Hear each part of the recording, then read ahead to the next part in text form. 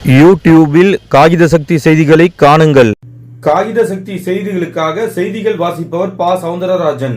அதிமுக காஞ்சிபுரம் மாவட்ட அம்மா பேரவை சார்பில் குன்றத்தூரில் அதிமுக ஆட்சியில் நடைபெற்ற சாதனைகளையும் தற்போது திமுக ஆட்சியில் அத்தியாவசிய பொருட்களின் விலை உயர்வை, கஞ்சா உள்ளிட்ட போதைப் பொருட்கள் புழக்கத்தால் மக்கள் படும் துயரம், பாலியல் செயின் பறிப்பு உள்ளிட்ட பிரச்சனைகளால் நாள்தோறும் பெண்கள் படும் துயரம் உள்ளிட்டவற்றை கண்டித்தும் நாள்தோறும் மக்கள் படும் துயரங்களை கண்டித்து குன்றத்தூரில் நடைபெற்ற மாபெரும் பொதுக்கூட்டத்தில் பங்கேற்று சிறப்புரை நிகழ்த்தி பொதுமக்களிடம் துண்டு பிரசுரங்களை அதிமுக மாநில அம்மா பேரவை செயலாளரும் தமிழ்நாடு சட்டமன்ற எதிர்க்கட்சி துணைத் தலைவரும் மதுரை புறநகர் மாவட்ட கழக செயலாளரும் முன்னாள் அமைச்சருமான RB உதயகுமார் அவர்களும், அதிமுக மாநில இலக்கிய அணி செயலாளரும் முன்னாள் அமைச்சருமான காஞ்சிபுரம் மாவட்ட பூத் கமிட்டி பொறுப்பாளருமான முனைவர் வைகை செல்வன் அவர்களும், அதிமுக காஞ்சிபுரம் மாவட்ட கழக செயலாளரும் முன்னாள் அமைச்சருமான V. சோமசுந்தரம் அவர்களும், அதிமுக குன்றத்தூர் மேற்கு ஒன்றிய கழக செயலாளரும் ஸ்ரீபெரும்புதூர் தொகுதி முன்னாள் சட்டமன்ற உறுப்பினருமான மதனந்தபுரம் K. பழனி அவர்களும், அதிமுக கழக அமைப்பு செயலாளரும் காஞ்சிபுரம் மத்திய கூட்டுறவு வங்கி முன்னாள் தலைவரும் முன்னாள் சட்டமன்ற உறுப்பினருமான வாலாஜாபாத் ப. கணேசன் அவர்களும்,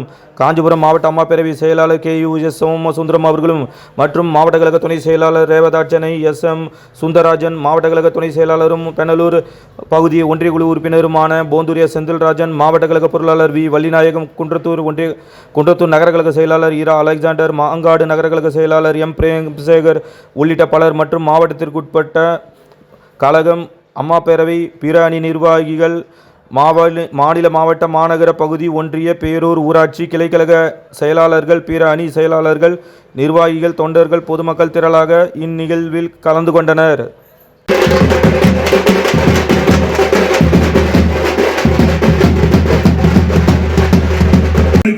என்னடா இவ்வளவு பேரை படிச்சாரு, நம்ம பேரை 1-2 விட்டு போயிருக்குதுன்னு நீங்க நினைக்கலாம். இன்றைய தினம் அனைத்து இந்திய அண்ணா திராவிட முன்னேற்ற கழகத்துக்கு ஒரு எழுச்சியான ஒரு நாள். பிறவிலே 2026 மீண்டும் தமிழகத்திலே புரட்சி தலைவர் அம்மாவுடைய ஆட்சி எடப்பாடியார் தலைமையிலே அமைவதற்கு இன்றைக்கு ஆரம்ப நாளாக, இந்த தொகுதியுடைய ஆரம்ப நாளாக இந்த நிகழ்ச்சியை நாம் கொண்டாடி கொண்டிருக்கிறோம். எல்லோருக்கும் ஒரு எண்ணம் தான், நம்ம பேரை சொல்லுவாரா, மாவட்ட செயலாளர் சொன்னா நல்லா இருக்குமே, அது எல்லோருக்கும் இருக்கக்கூடிய இயல்பு. ஆனா காலத்தின் அருமை கருதி, நேரத்தின் அருமை கருதி உங்கள் அனைவருடைய பெயர்களை நான் சொல்லியதாக எண்ணிக்கொள்ள வேண்டும் என்று உங்கள் பாதங்களை பணிந்து நான் கேட்டுக் கொள்கிறேன். இன்றைக்கு இந்த நிகழ்வு நம்முடைய மரியாதைக்குரிய அருமை அண்ணன் எப்பொழுதுமே ஒரு செயலில் இறங்கினால் அந்த செயலிலே வெற்றியோடு வெளியே வரக்கூடியவர் அண்ணன் RB உதயகுமார் அவர்கள். இன்றைக்கு நேற்றுக்கு அல்ல, புரட்சி தலைவர் அம்மாவுடைய ஆட்சி காலத்திலேயும் சரி, அண்ணன் எடப்பாடியாருடைய ஆட்சி காலத்திலேயும் சரி, அங்கே மதுரையிலே மட்டுமல்ல, இன்றைக்கு அனைத்து இந்திய அண்ணா திராவிட முன்னேற்ற கழகத்துக்கு ஒரு சிம்ம குரல் கொடுக்கக்கூடிய அண்ணனை நாங்கள் பார்க்கின்றோம். இன்றைக்கு ஒவ்வொரு வாரமும் வெள்ளிக்கிழமை அன்று தமிழகம் முழுவதும் இருக்கக்கூடிய 82 மாவட்டங்களிலே இந்த ஆட்சியினுடைய அவலங்களை எடுத்து சொல்லக்கூடிய விதத்திலேயும், தமிழகத்திலே அம்மாவுடைய ஆட்சி காலத்திலே, எடப்பாடியாருடைய ஆட்சி காலத்திலே செய்திருக்கக்கூடிய சாதனைகளை மக்களுக்கு எடுத்து சொல்லக்கூடிய விதத்திலேயும் துண்டு பிரச்சாரம் வழங்கக்கூடிய ஒரு நிகழ்ச்சியினை நம்முடைய மரியாதைக்குரிய அருமை என்ற மாநில பேரவையினுடைய செயலாளர், சட்டமன்ற எதிர்க்கட்சியுடைய தலைவர் உருவாக்கி தந்திருக்கிறார். மாவட்ட கழகத்தினுடைய சார்பாக அவருக்கு நெஞ்சார்ந்த நன்றிகளையும் வாழ்த்துக்களையும் தெரிவிக்க நாங்கள் கடமைப்பட்டிருக்கிறோம்.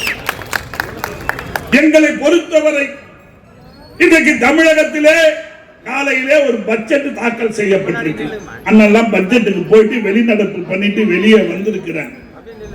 நல்லா நினைச்சு பாருங்க, புரட்சி தலைவர் ஆண்ட காலத்திலேயும் சரி, புரட்சி தலைவர் அம்மா ஆட்சி செய்த காலத்திலேயும் சரி, புரட்சி தலைவர் அண்ணன் எடப்பாடியார் ஆட்சி செய்த காலத்திலேயும் தமிழகத்தினுடைய அரசினுடைய நிதிநிலை அறிக்கையை பார்க்கின்ற போது 4,56,000 கோடி கடனிலே வைத்துவிட்டு 2021 அண்ணன் எடப்பாடியார் வெளியே வந்தார்.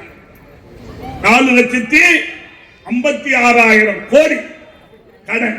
எத்தனை ஆண்டுகள்? சுமார் 30-31 ஆண்டுகளாக இந்த கடன் நாளுக்கு நாள் உயர்ந்து கொண்டே வந்திருக்கு.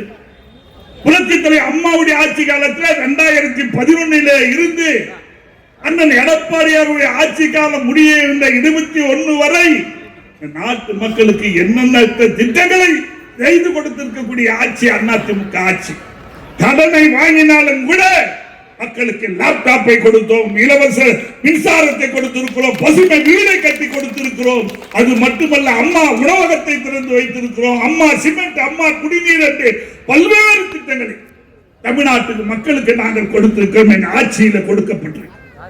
ஆனா வருஷத்துக்கு 1 லட்சம் கோடி கடனை வாங்கி இந்த 5 ஆண்டில மட்டும் 5 லட்சம் கோடி கடனை வாங்கி இந்த மக்களுக்கு செய்திருக்கக்கூடிய திட்டங்கள் என்ன? ஏதாவது ஒரு திட்டம் மக்களுக்கு பயன்படக்கூடிய திட்டம் இல்லையே. 1000 ரூபாய் கொடுப்பதற்கே வக்கு இல்லாத இந்த ஆட்சி இன்னைக்கு கேட்டா 2000 ரூபாய் உயர்த்தி கொடுக்க போறேன்னு தேர்தல் அறிக்கையில ஏமாத்த திருப்பியும் வர்றாங்க. இந்த மோடி பஸ் தான் தெரியுமா உங்களுக்கு? இந்த பஸ் ஸ்டாண்ட்ல பாத்தீங்கன்னா ஒரு மோடி பஸ் தான் உட்கார்ந்து இருப்பாரு. அந்த பக்கம் ஒரு கூடையில பாம்பை வச்சிருப்பாரு, இந்த பக்கம் அந்த வச்சிருப்பாரு.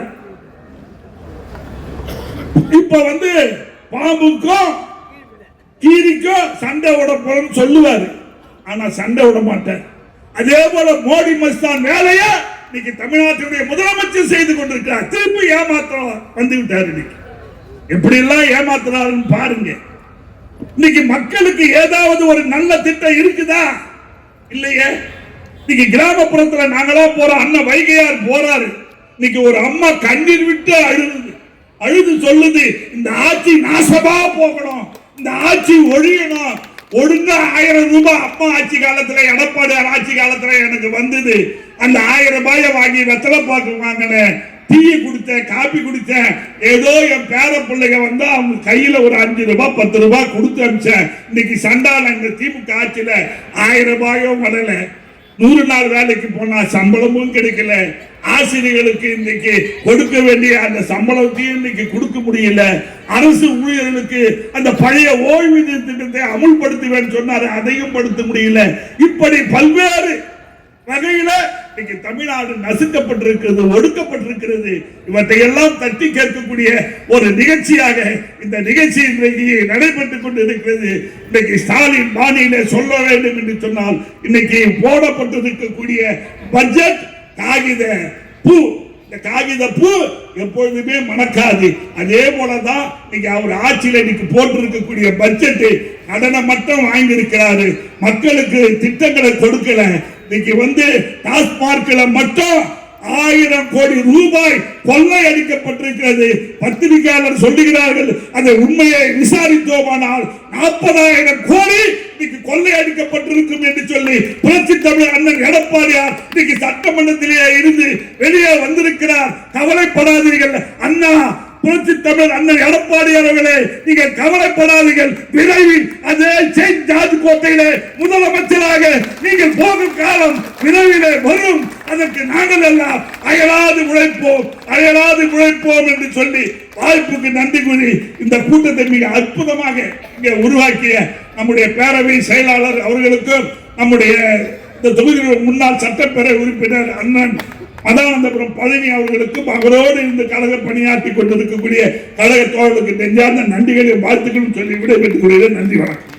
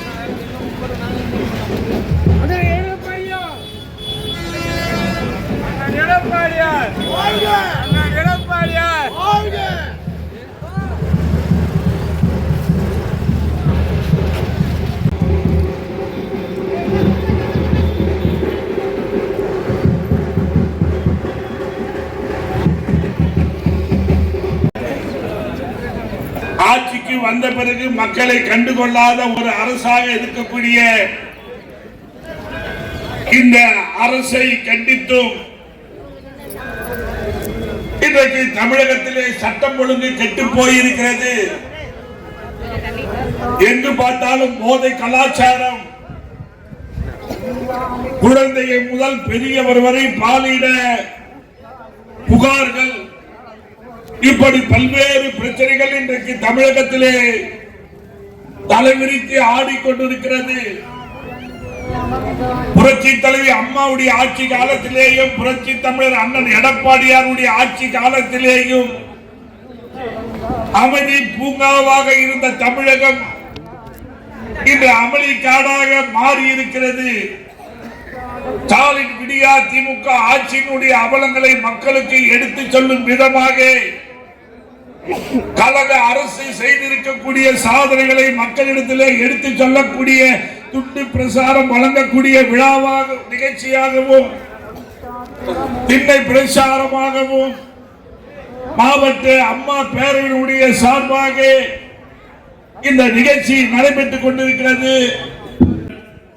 வருங்கால முதலமைச்சர் அண்ணன் எடப்பாடியார் அவர்களின் ஆணைக்கிணங்க காஞ்சிபுரம் மேற்கு காஞ்சிபுரம் மாவட்ட கழகம் மாவட்ட புரட்சி தலைவி அம்மா பேரவை சார்பில் விடியா திமுக 420 திமுக மக்களை ஏமாற்றி வரும் இந்த ஸ்டாலினுடைய ஆட்சி எப்படியெல்லாம் செயல்படுகிறது என்பதை நாட்டு மக்களுக்கு எடுத்து சொல்லும் விதமாக வாரந்தோறும்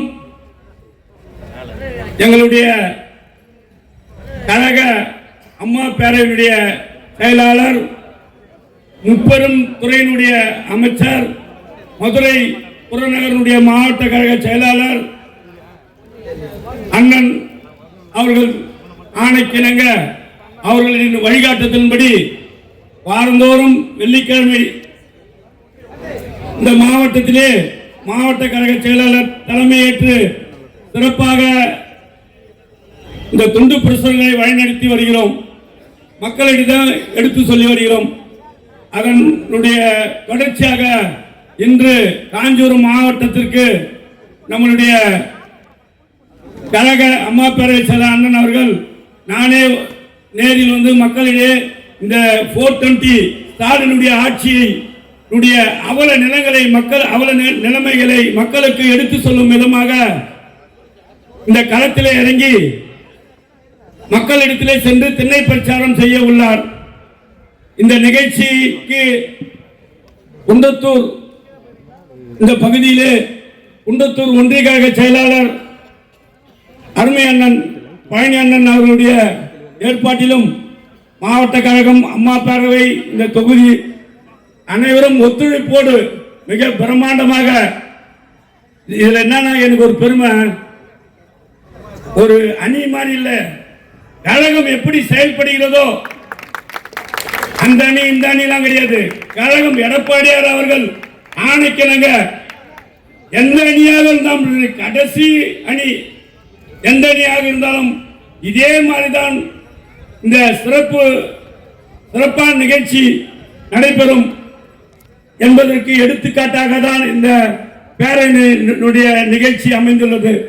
இந்த நிகழ்ச்சிக்கு தலைமையேற்றிருக்கும் மாவட்ட கழக செயலாளர் அருமையண்ணன் PS அவர்களே, தமிழ்நாடு சட்டமன்றத்தில் பட்ஜெட்னு ஒன்றை தாக்கல் செஞ்சிருக்கிறாங்க. நிதிநிலை அறிக்கை 4 வருஷமா அவங்க பட்ஜெட் தாக்கல் செய்யறாங்க. ஆனா நேற்றைய தினம் தமிழகத்தில் ஒரு அதிர்வலையை ஏற்படுத்திச்சு. டாஸ்மார்க்ல விற்பனையில 10 ரூபாயிலிருந்து 30 ரூபாய் கூடுதலா வச்சு விற்கிறாங்க. அதற்கு ஆதாரம் இருக்கிறது.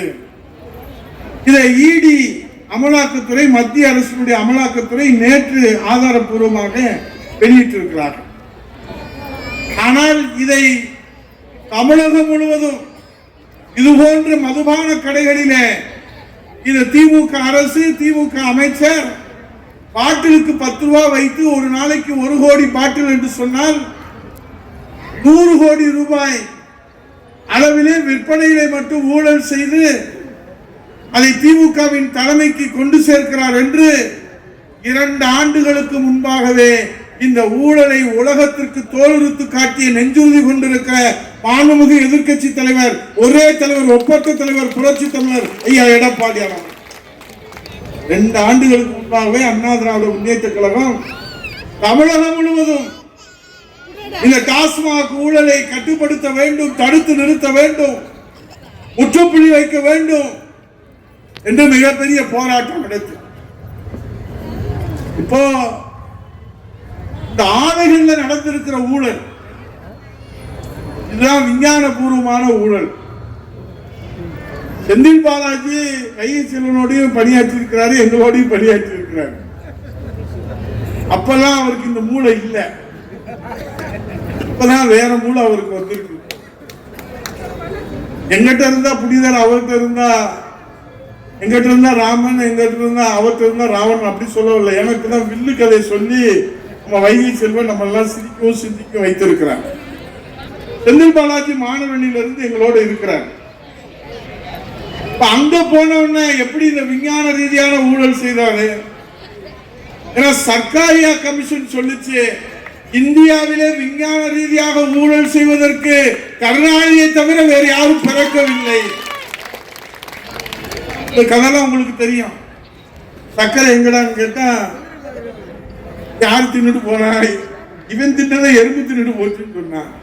சரி சர்க்கரை தான் போய் தொலைது, அந்த சாக்காது எங்கடா இருக்குன்னு சொன்னா அது எலி தின்னுட்டு போச்சுன்னு சொன்னவன் தான் இந்த விஞ்ஞான ரீதியான. அப்படிதான் இவனுங்க என்ன செய்யறானுங்க, ஒரு மதுபான ஆலையில 1 லட்சம் பாட்டில் உற்பத்தி ஆகுது. அவன் என்ன செய்யறான், அந்த டாஸ்மாக் சிஸ்டம் அது அக்கௌண்டிங்ல கொண்டு வரணும். அதுதான் இந்த வில்லைன்னு சொல்ற முத்திரை கொடுக்கக்கூடிய அந்த ஸ்லிப் கொடுப்பாங்க. நீங்க எங்க டாஸ்மாக்கு தமிழ்நாடு அரசு நிறுவனத்திற்கு 1 லட்சம் பாட்டில் கொடுக்கணும்னா 1 லட்சம் வில்ல கொடுக்கணும், அதை ஒட்டி அவங்க அனுப்பணும். இவன் என்ன செய்யறானுங்க, 50,000 நேரடியா அனுப்பு, 50,000 டாஸ்மாக் மூலமா அனுப்புன்ற. அப்ப 1 லட்சம் வில்லையை கொடுத்துட்டு அதை ஒட்ட வச்சுட்டு 50,000 ஒரிஜினல், 50,000 டூப்ளிகேட். அப்ப 50,000 அந்த பாட்டிலுக்குரிய வில்லைக்குரிய அந்த டாஸ்மாக் சிஸ்டத்தில் வரக்கூடிய வருவாய் அரசுக்கு வரணும். எஞ்சி இருக்கிற 50,000 பாட்டில், அந்த 50,000 பாட்டிலுக்குரிய அந்த வருவாய் எங்கடா போச்சுன்னு கேட்டா அதுக்கு பதில் இல்லை.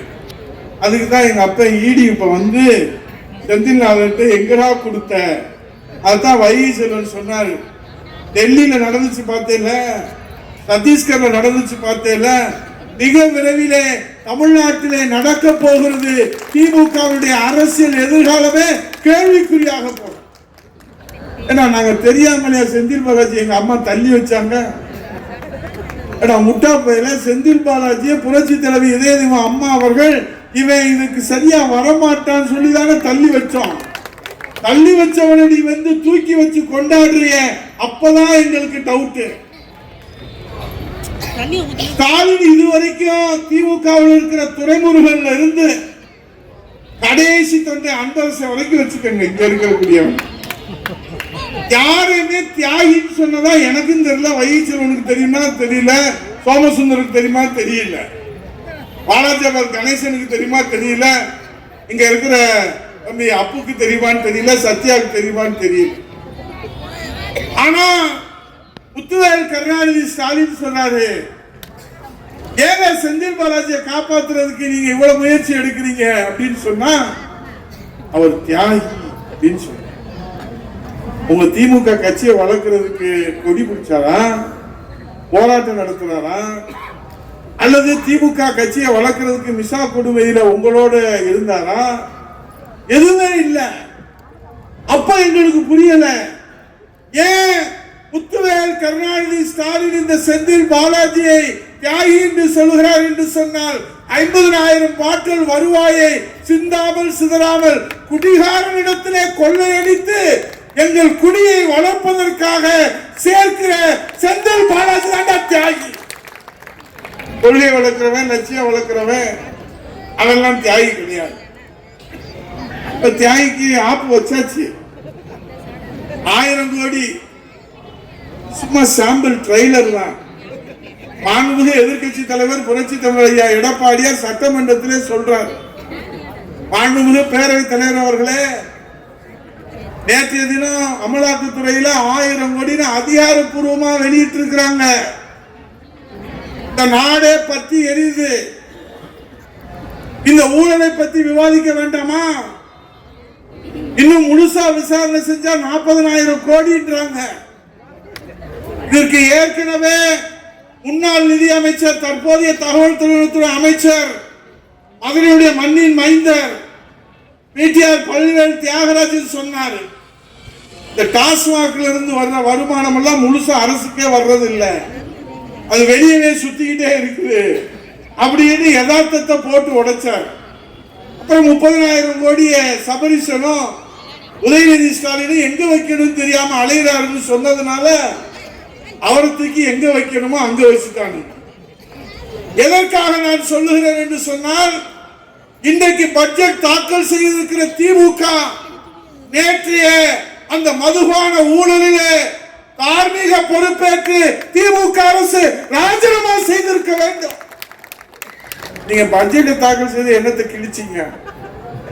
2011 அவர் பள்ளிக்கல்வித்துறை அமைச்சர், நான் தகவல் துறை அமைச்சர்.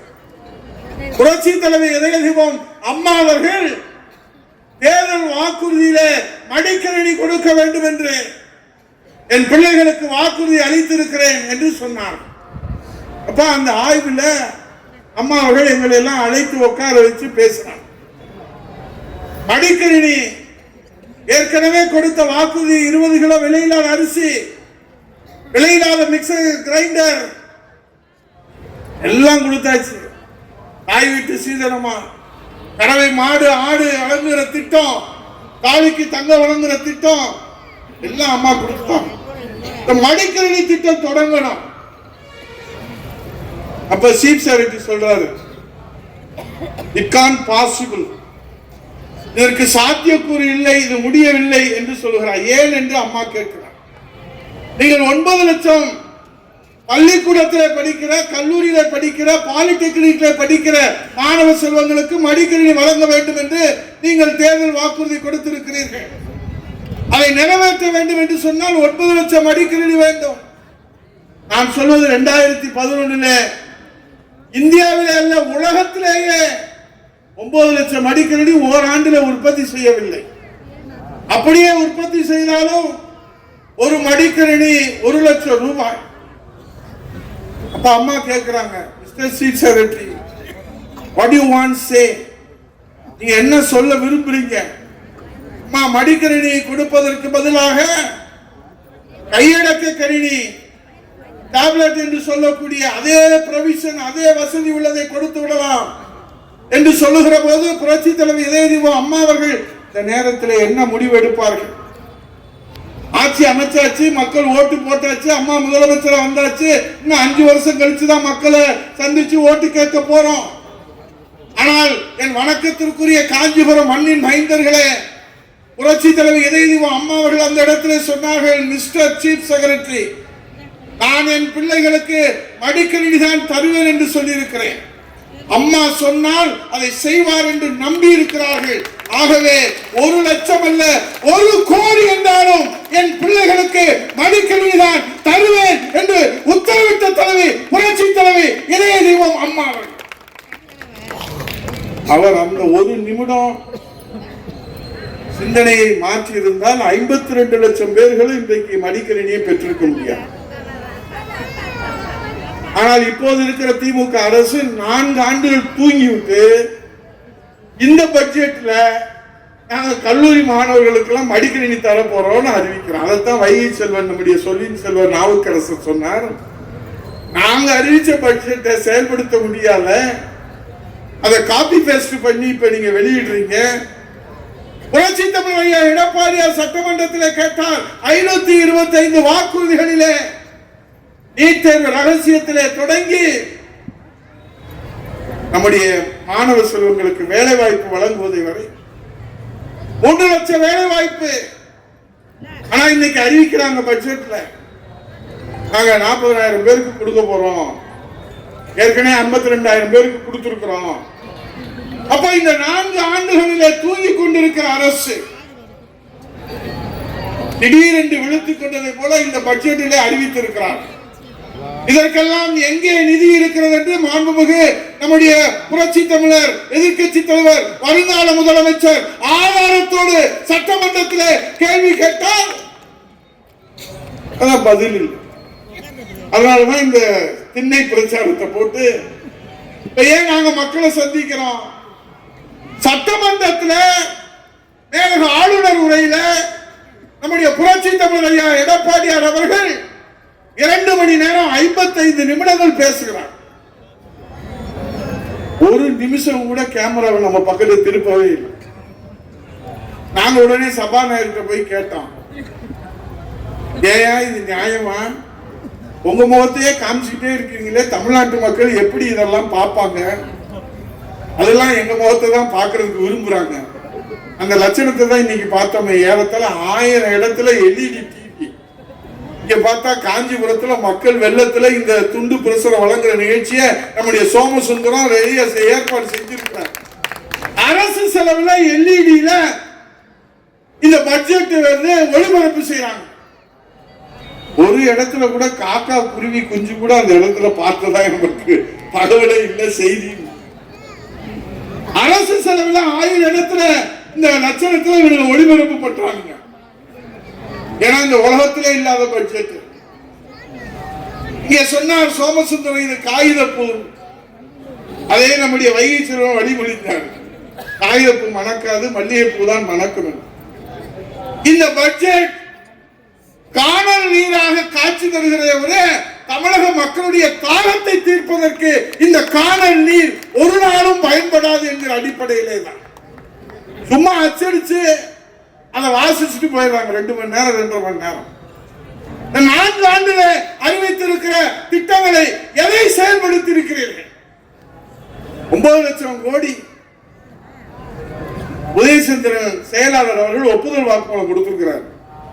ஆமா, நாங்கள் கடன் வாங்குறோம். ஏன்னா எங்களுடைய உற்பத்தியினுடைய மதிப்புகளின் அடிப்படையில் இன்னும் கடன் வாங்குவதற்கு எங்களுக்கு வாய்ப்பு இருக்கிறது. இன்னும் 1.5 லட்சம் கோடி வாங்குவோன்றாங்க, தைரியமா சொல்றாங்க. ஆகவேதான் இந்த திமுக அரசு எல்லா நிலைகளிலும் எல்லா தளத்திலும் தோல்வி அடைந்து அந்த தோல்வியை மடைமாற்றம் செய்வதற்கு தமிழ் மொழிக்கு ஆபத்து அப்படிங்கிறார், நம்ம தொகுதிக்கு ஆபத்து அப்படிங்கிறார். ஏண்டா மக்களுக்கே ஆபத்து இருக்கு, அதை காப்பாற்றுறதுக்கு வக்கில்ல, யோக்கியம் இல்லை. நீ முதலமைச்சராக இருந்துகிட்டு ஏன் பிரச்சனையை திசை திருப்புகிறார்? பெண்களுக்கு பாதுகாப்பு இருக்கிறதா இந்த நாட்டில்? இங்கே வைகை செல்வன் அவர்கள் அண்ணா பல்கலைக்கழகத்திலிருந்து அத்தனை பாலியல் வன்கொடுமைகளும் எடுத்து சொன்னார்கள். நான் கேட்கிறேன், இந்த காஞ்சிபுரம் மண்ணிலிருந்து பேரறிஞர் பெருந்தகை அண்ணா அவர்களை இந்த நாட்டுக்கு தந்த இந்த மண்ணிலிருந்து கேட்கிறேன். ஏடிஜிபி பெண் IPS அதிகாரி அவங்க சொல்றாங்க, டிஜிபி கிட்ட போய் ஒரு புகார் மனு கொடுக்கறாங்க. என்ன புகார் மனு தெரியுமா? வேலை வாய்ப்பிலே இடஒதுக்கீடு முறையாக கடைபிடிக்கவில்லை என்று சொன்ன காரணத்தினாலே என்னுடைய அலுவலகம் இன்றைக்கு தீ வைத்து கொளுத்தப்பட்டிருக்கிறது. 1 மணி நேரம் நான் முன்னால் சென்றிருந்தால் என் உயிர் பறிபோயிருக்கும் என்று சொன்னவர் யார் தெரியுமா? கருப்பாயோ, ராமாயோ, லட்சுமியோ, மகாலட்சுமியோ அல்ல. இந்த நாட்டிலே பாதுகாப்பு வழங்க வேண்டும் என்று காக்கி உடை அணிந்து IPS அதிகாரியாக தேர்வு செய்யப்பட்ட ஒரு பெண் IPS அதிகாரி என் உயிருக்கு பாதுகாப்பு இல்லை என்று டிஜிபி இடத்திலே மனு கொடுக்கிறார் என்று சொன்னால் இந்த அரசு இனியும் தொடர்வதற்கு தார்மீக உரிமை இழந்து விட்டது. உள்துறையை, காவல்துறையை கையில வைத்திருக்கிற ஸ்டாலின் அவர்களே, நீங்கள் ராஜினாமா செய்ய வேண்டும்.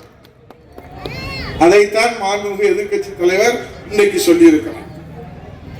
1000 கோடி நமக்கு கடைக்கோடி தெருக்கோடியை தவிர எந்த கோடியும் தெரியும். அவர் அமைச்சரா இருந்தாரு, நாங்களும் அமைச்சரா இருக்கோம். தாடி வச்சுட்டு தான் அலையிறோம். கேடி பேரெல்லாம் இருக்கிறாங்க.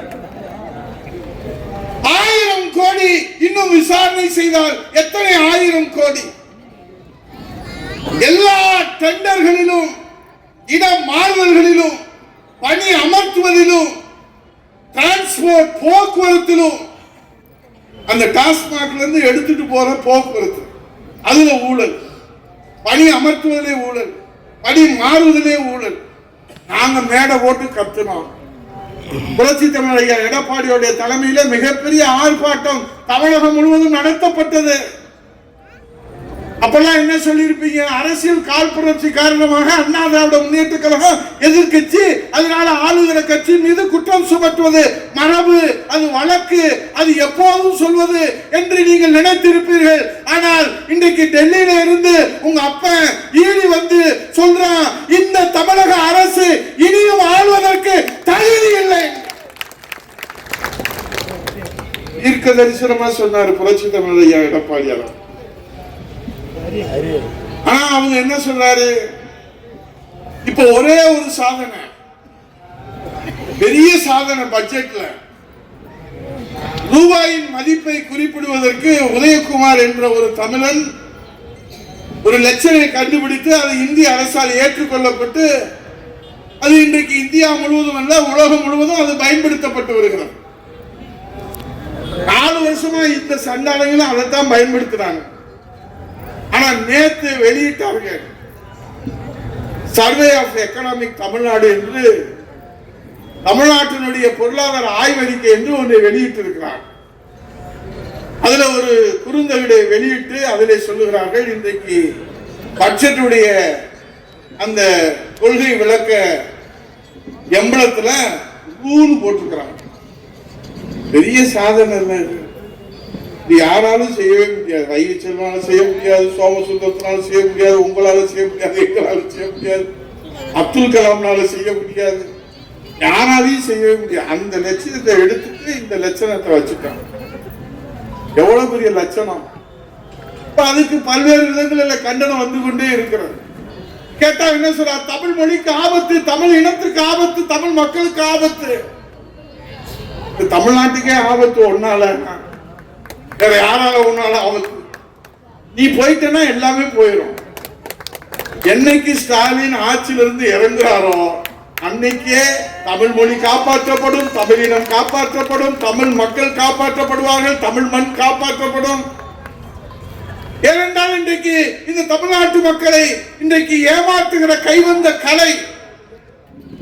தம்பி மூவேந்தனும் சோமசுந்தரமும் இங்க இருக்கவங்களாம் சொன்னாங்க, வைகை சொன்னாங்க, இன்னைக்கு ஸ்டாலினுக்கு வந்து மின்சார கட்டண உயர்வு, சொத்து வரி உயர்வு, சட்ட ஒழுங்கு சீரழிவு, போதைப் பொருள் நடமாட்டம், 525 வாக்குறுதியை நிறைவேற்றல, 100 நாள் வேலை வாய்ப்பு திட்டம் அதை 180 நாளா சொன்னோம், அதை நிறைவேற்றல, ஊதியத்தை உயர்த்தி கொடுக்கிறோம்னு சொன்னோம், அதை நிறைவேற்றல, விலைவாசியை கட்டுப்பாட்டுக்குள்ள வச்சிருப்போம், நிறைவேற்றல, அரிசி விலை, மண்ணெண்ணெய் விலை, கடலெண்ணெய் விலை, நல்லெண்ணெய் விலை, பருப்பு விலை, பூண்டு விலை, பால் விலை எல்லாமே ஏறி போச்சு. அதை பத்தி அவருக்கு கவலை இல்லை. இப்ப ஸ்டாலினுக்கு என்ன கவலை?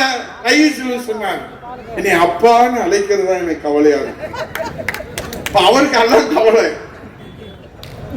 இப்ப நாங்க என்ன சொல்றோம்? இந்த உலகத்திலே அவதரிக்கிற அத்தனை ஜீவராசிகளும் உலகத்திலே அவதரிக்கிற போது சொல்லுகிற முதல் சொல் அம்மா. அம்மா என்கிற உயிர் சொல். யாரை பார்த்து வருவாலும் சொல்லலாம். இங்க இருக்கிற தாய்மார்கள் எல்லாரையும் பார்த்து அம்மான்னு சொன்னா அது தப்பா வராது. அவரும் என்ன தம்பி நல்லா இருக்கீங்களான்னு கேட்பான். நாம அவர் அப்பான்னு சொன்னோன்னா எங்க அப்பா என்ன செய்வார்? இப்ப டிவியில பாக்குறோம், ஒரு கணவன் மனைவி குழந்தை, அந்த மனைவி ஐயா அந்த பாரு டிவியில பாரு அந்த மேல ஏதோ நட்டு வச்சிருக்காருல அவரை பாரு அப்படின்னு சொல்ற. அவரு யாரு? அந்த குழந்தை மாமா அப்படின்னு சொன்னா தப்பு ஒண்ணு இல்லை. அது பெரியப்பான்னு சொன்னாலும் தப்பு ஒண்ணு இல்லை, சித்தப்பான்னு சொன்னாலும் பரவாயில்லை, தாத்தான்னு சொன்னாலும் பரவாயில்லை. அவர் யாருன்னு சொன்னா பிள்ளை டக்குன்னு அப்பா அப்படின்னு சொன்னா அந்த பெத்தவர் வகையில் என்ன ஆகும்? தப்பா போகுமா? அவங்க எதை எழுதி கொடுத்தாலும் வாசிக்க வேண்டியதானா? ஒரு முதலமைச்சர், ஒரு நாட்டுக்குரிய முதலமைச்சர் அம்மானு புரட்சி தலைவர் இதயதீபம் அம்மா அவர்களை அழைக்கிறார்கள் என்று சொன்னால் இந்த தாய் தமிழ்நாடு தரணிலே தலைநிமிர்ந்து நிற்பதற்காக தன் வாழ்நாளை அர்ப்பணித்த தலைவி புரட்சி தலைவர் இதயதீபம் அம்மா அவர்கள். அதனால அம்மான்னு சொல்றான். நீ சும்மா இருந்துட்டு அப்பா சொன்னா என்னடா கருத்தம்? இப்ப பெரிய பிரச்சனையாகி பல குடும்பத்துல பிரச்சனை ஆகி அவங்க குடும்பத்துல வேற பிரச்சனை. எதையாவது எழுதி கொடுத்தா வாசிக்கிறாங்க. ஏன்னா என்னன்னே தெரியல. அதை எதை வாசிக்கிறது, எதை வாசிக்க கூடாது. புரட்சி தமிழர் ஐயா எடப்பாடியார் மீண்டும் முதலமைச்சராக வர வேண்டும் என்று இந்த அன்னை தமிழகத்தில் பட்டி தொட்டி என்று மக்கள் ஏன் சொல்லுகிறார்கள்? 4 வருஷம் ஆச்சு. ஒரு மருத்துவக் கல்லூரி இந்த சண்டாளிங்க கொண்டு வரல, கண்ணிலே காட்டல. 2000 அம்மா மினி கிளினிக்க பூட்டாங்க. ஆனால் என் வணக்கத்துக்குரியவர்களே, அம்மாவின் ஆட்சி காலத்திலே, புரட்சி தமிழ் ஆட்சி காலத்திலே 17 மருத்துவக் கல்லூரிகளை இந்த தாய் தமிழ்நாட்டுக்கு பெற்று தந்த அரசு நம்முடைய புரட்சி தமிழர் ஐயா எடப்பாடியார் தலைமையிலான அம்மாவின் அரசு. சாதாரணமா கடந்து போய்விட முடியாது. புரட்சி தலைவர் இதயதீபம் அம்மாவர்கள் 69% இடஒதுக்கீடை பெற்று தந்தார்கள். புரட்சி தமிழர் ஐயா எடப்பாடியார் மருத்துவ மாணவ கனவை நனவாக்குவதற்காக 7.5% இடஒதுக்கீடை இந்தியாவிலே வழிகாட்டுகின்ற வகையிலே உருவாக்கி தந்தார். உதயகுமார் 7.5% சொல்றாரு, வையச்சரவன் சொல்றாரு, சோபு சொல்றாரு. அவளை எளிமையா கடந்து போய்விட முடியாது. 7.5% என்பது ஒரு சாதாரண புரட்சி அல்ல, சமூக நீதிக்கான புரட்சி. அரசு பள்ளியிலே படிக்கிற அந்த மாணவ செல்வங்களுடைய மருத்துவ மாணவ கனவை நனவாக்குவதற்காக அமைச்சரவையை கூட்டுகிறார் புரட்சி தமிழர் ஐயா எடப்பாடியார். இன்றைய முதலமைச்சர் அன்றைய எதிர்கட்சி தலைவர் ஸ்டாலின் கோரிக்கை வைக்கவில்லை. எதிர்கட்சி சட்டமன்ற உறுப்பினர்கள் கோரிக்கை வைக்கவில்லை. மாணவர்கள் போராட்டம் நடத்தவில்லை, கோரிக்கை வைக்கவில்லை. பெற்றோர்கள் கூட கோரிக்கை வைக்கவில்லை. ஆனால் புரட்சி தமிழர் ஐயா எடப்பாடியார் நான் ஒரு அரசு பள்ளியிலே படித்தவர் என்கிற அடிப்படையிலே இந்தியாவில் எந்த மாநிலத்திலும் முன்மாதிரி கிடையாது. அன்னை தமிழகத்திலே தான் அரசு பள்ளியிலே படிக்கிற மாணவ செல்வங்களுக்கு 7.5% இடஒதுக்கீடு பெற்று தந்த கொடுத்த தலைவர் சமூக நீதி காவலர் புரட்சி தமிழர் ஐயா எடப்பாடியார். அம்மா மழைநீர் சேகரிப்பு திட்டம் நாடாளுமன்றத்தில் பாரத பிரதமர் பாராட்டினார். புரட்சி தமிழர் ஐயா எடப்பாடியார் அவர்கள் குடிமராமத்து திட்டம் இந்த காஞ்சிபுரம் மண்ணிலே தான் முதலிலே துவங்கி வைத்தார். நாடு முழுவதும் இன்றைக்கு நீர்நிலைகள் இன்னைக்கு பொருளாதார ஆய்வறிக்கை சமர்ப்பிதம் செய்திருக்கிறார்கள். தனிநபர் வருமானம் உயர்ந்திருக்கிறது. தேசிய தனிநபர் வருமானத்தை விட தமிழ்நாட்டுடைய தனிநபர் வருமானம் உயர்ந்திருக்கிறது. முட்டா பயில இந்த 4 வருஷத்துல செஞ்சதுனால உயரல. 10 ஆண்டுகள் அம்மாவின் ஆட்சியில புரட்சி தமிழர் ஐயா எடப்பாடியார் ஆட்சியில போடப்பட்ட விலை அந்த அடித்தளம், அந்த அடிப்படை அறிவே இல்லை. நீங்கள பொருளாதார ஆய்வறிக்கை வெளியிட அது இந்த வருஷம் தான் வெளியிடுறான். இந்த வருஷம் தான் ரூ போடுறான், பொருளாதார அறிக்கை போடுறான், குட்டி கரணம் பாயிறானு, அங்கிட்டு போறானு, இங்கிட்டு போறானு. முகத்துல முகத்துல ஈ ஆடல. சட்டசபையில இஞ்சி தின்ன அது மாதிரி உட்கார்ந்து இருந்தாங்க. நான் சொல்லக்கூடாது, நாகரிகம். நீங்க சொல்லிக்கங்க, நான் சொல்லக்கூடாது. எல்லாரும் அப்படி உட்கார்ந்துருக்க இடம் பார்த்தா எங்க அப்பா டெல்லியில இருந்து வந்து இறங்கிட்டாரு. துருவி எடுத்துட்டாரு. மொத்த கருணாநிதியுடைய குடும்பத்துடைய கருவூலத்தையும் கையில எடுத்துட்டாங்க. எப்ப வேணாலும் டிக்ளேர் பண்ணுவாங்க. நீங்க கவலைப்படாதீங்க. காஞ்சிபுரத்துல 3 தொகுதியிலும் இப்பயே வெற்றியை உறுதி. அதை எழுதி வச்சுக்கணும். மக்கள் வரிசையா நின்று ஓட்டு போடுவாங்க. திமுகவுக்கு இனிமேல் அரசியல் எதிர்காலமே கிடையாது. கொட்டுகிற மலையில ராபின்சன் பூங்காவில நம்முடைய பேரறிஞர் பெருந்தகை அண்ணா அவர்கள் இந்த திமுகவை தொடங்கியது கருணாநிதி குடும்பம் கொள்ளையடிப்பதற்கு அல்ல, இந்த தமிழினத்தை தலை நிமிர்த்துவதற்காக. ஆனால் இந்த தமிழினம் இன்றைக்கு தலை குனிந்து இருக்கிறது. எம்ஜிஆரும் புரட்சி தலைவி அம்மா அவர்களும் பல்வேறு சவால்களை தாண்டிதான் அண்ணா திராவிட முன்னேற்ற கழகத்தை வளர்த்தெடுத்தாங்க. அவருடைய ஆட்சி காலத்திலே, புரட்சி தமிழர் ஐயா எடப்பாடியோட ஆட்சி காலத்திலே சொர்க்கபுரியாக இருந்த தமிழகம் இன்றைக்கு நரக பூமியாக இருக்கிறது. அமைதி பூங்காவாக இருந்த தமிழகம் இன்றைக்கு அமெரிக்காடாக இருக்கிறது. எல்லா நிலைகளிலும் இன்றைக்கு திமுக தோல்வியுற்று அதை திசை திருப்புவதிலே தான் அக்கறை செலுத்துகிறது. நாங்கள் கேட்கிறோம், இன்றைக்கு புரட்சி தலைவர் மன்னாதி மன்னன் மக்கள் திலகம் பொன்மன தலைவன் பாரத் ரத்னா எம்ஜிஆர் அவர்கள் ஒரு சவால் வருகிறது என்று சொன்னால் அதை சாதனையாக மாற்றி இருக்கிறார்கள். தமிழகுடசாமி இதய புரட்சி தலைவர் அம்மா அவர்கள் சந்திக்காத சவால்களே கிடையாது. சவால்களை சாதனையாக மாற்றி காட்டியிருக்கிறார்கள்.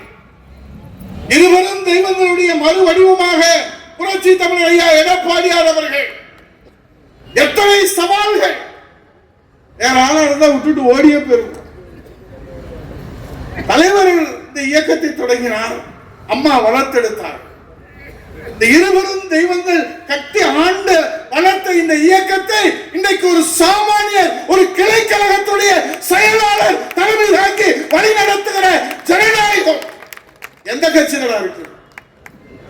அத்தனையும் சிரித்த முகத்தோடு புன்சிரிப்போடு அத்தனையும் தொலைவாக்கி கொண்டு தன்னை நாடி தேடி ஓடி வருகிற தொண்டர்களிடத்தில் புன்சிறப்பை மட்டும் பரிசாக தருகிற புன்னகை மன்னன் நம்முடைய புரட்சி தமிழர் ஐயா எடப்பாடியார் அவர்கள்.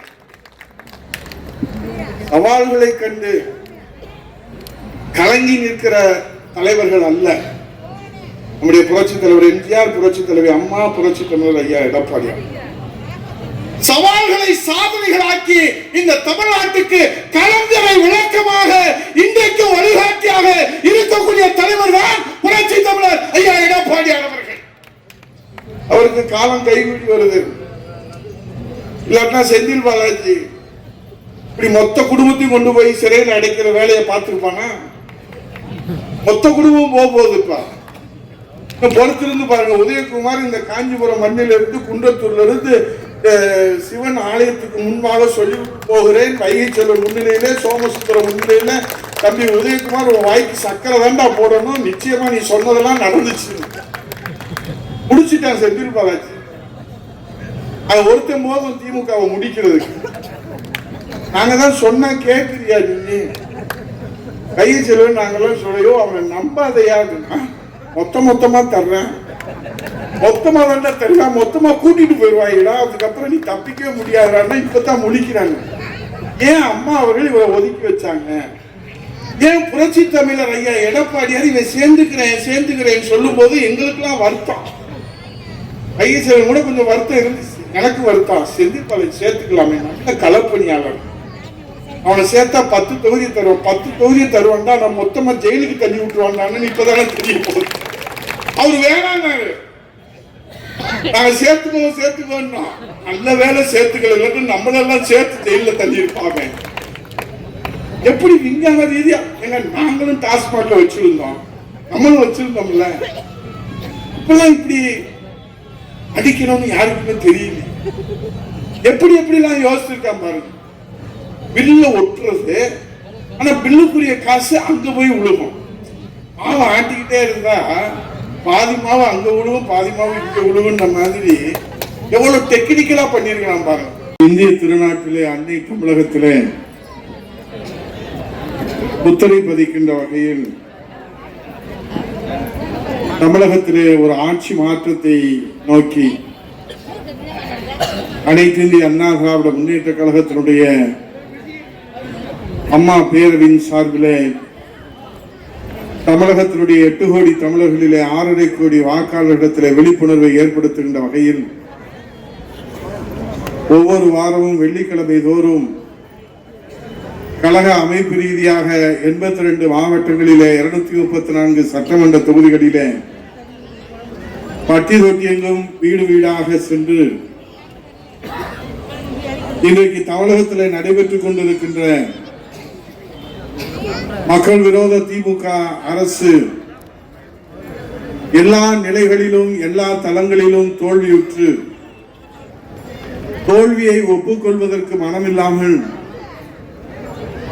பிரச்சனைகளுக்கு தீர்வு காணுவதற்கு நிர்வாக திறனற்ற முதலமைச்சர் முத்துவேல் கருணாநிதி ஸ்டாலின் அவர்கள் பிரச்சனையை திசை திருப்புவதிலே முனைப்பு காட்டுகின்ற இந்த நிலையை ஊருக்கு உறக்க சொல்வதற்காக, உண்மையை எடுத்துச் சொல்வதற்காக கழகத்தினுடைய நிரந்தர பொதுச் செயலாளர், சாமானிய முதல்வராக சரித்திரம் படைத்திட்ட, எளிய முதல்வராக இலக்கணம் படைத்திட்ட, நாளையே சட்டமன்ற தேர்தல் வந்தால் மீண்டும் முதலமைச்சராக பொறுப்பேற்க இருக்கிற புரட்சி தமிழர் ஐயா எடப்பாடியார் அவர்களுடைய மேலான ஆணைக்கிணங்க வழிகாட்டுதலோடு தமிழகம் முழுவதும் நடைபெற்று வந்தாலும் கூட இந்த காஞ்சிபுரம் மண்ணிலே, குன்றத்தூரிலே சொல்லின் செல்வர் நாவுக்கரசர், முன்னாள் பள்ளிக்கல்வித்துறை அமைச்சர், மதுரையினுடைய அனைத்து இந்திய அண்ணா திராவிட முன்னேற்ற கழகத்தினுடைய ஆட்சி காலத்தில் புரட்சி தலைவி அம்மாவுடைய ஆட்சி காலம் தொடங்கி அண்ணன் எடப்பாடியார் அவர்களுடைய ஆட்சி நிறைவேறுகிற வரைக்குமான சாதனைகளை எல்லாம் எடுத்துரைப்பதற்காகவும் திராவிட முன்னேற்ற கழகத்தினுடைய அரசு மக்கள் விரோத போக்கை கையாண்டு வருகிறதை கண்டித்தும் மக்களிடத்திலே நேரடியாக கிடத்திலிருந்து கிடமாடி துண்டு பிரசுரங்களை வழங்குகிற நிகழ்ச்சியை கழக அம்மா பேரவையினுடைய சார்பில் தமிழ்நாடு முழுவதும் நடத்தப்படுகிற இந்த நிகழ்ச்சி காஞ்சிபுரம் மாவட்ட அம்மா பேரவையினுடைய சார்பிலே இன்றைய தினம் குன்றத்தூரில் மிகுந்த சீரோடும் சிறப்போடும் செம்மையோடும் செழுமையோடும் நடைபெற்று வருகிறது. நடைபெற்று வருகிற இந்த நிகழ்ச்சிக்கு தலைமை என்கிற தகுதி வாய்ந்த பொறுப்பு வகிக்கிற மாவட்ட அம்மா பேரவையினுடைய செயலாளர் அருமை தம்பி சின்ன சோமசுந்தரம் அவர்களே, இந்த நிகழ்ச்சியில் இன்று சட்டமன்றத்தில் சட்டமாரதமாக கிடமாடி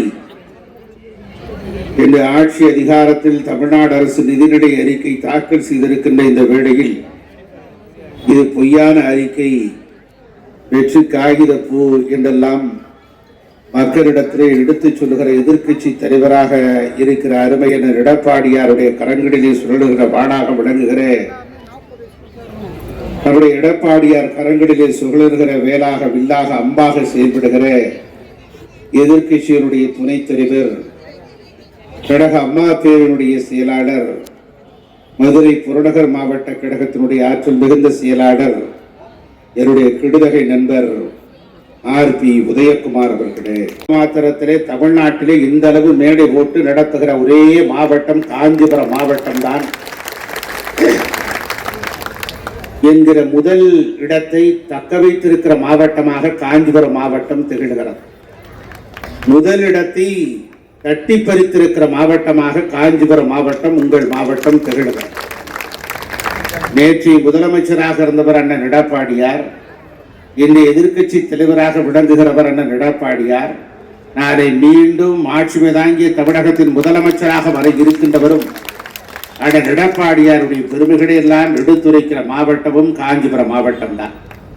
அப்படி எழுச்சி மிகுந்த இந்த நிகழ்ச்சியிலே கடந்து கொண்டிருக்கிற ஆற்றல் மிகுந்த கழகத்தினுடைய நிர்வாகிகளே, பெரியவர்களே, தாய்மார்களே, இளைஞர்களே, தம்பிமார்களே, மாற்றான் தோட்டத்திலும் மணக்கின்ற மதிகளே, ஜனநாயகத்தினுடைய விடைகளாகவும் செவிகளாகவும் இருக்கக்கூடிய பத்திரிகை தோழர்களே, வீடு வரை உறவு, வீதி வரை மனைவி, காடு வரை பிள்ளை, கடைசி வரையும் அனைத்து இந்திய அண்ணா திராவிட முன்னேற்ற கழகம் என்று இந்த இயக்கத்திலே ரத்தமும் சதியுமாய் இருக்கிற கழகத்தினுடைய உடன்பிறப்புகளே வணக்கம். ஒரு எழுச்சி மிகுந்த நிகழ்ச்சியை நான் பார்த்து வருகிறேன். என்னுடைய அருமை நண்பர் சோமசுந்தரம் எந்த பணியை கொடுத்தாலும் அந்த பணியை முத்தாய்ப்பாக செய்வது, முதன்மையாக செய்வது, எடுத்த காரியத்தை விரைந்து ஆற்றுவது என்கிற கடப்பொறுப்பை நான் 10 நாட்களாக பார்த்து வருகிறேன். அப்படி தொடர்ந்து ஊர் ஊராக, கிராமம் தோறும் 300க்கு மேற்பட்ட பஞ்சாயத்துகளுக்கு நேரடியாக சென்று பூத்துகளை பார்த்து சரிபார்த்து வருகிறோம். பெரும்பகுதியாக இன்று நாளை இங்கேயே தங்கி இந்த பணிகளை எல்லாம் தொடர்ந்து ஆற்றி வருகிறோம்.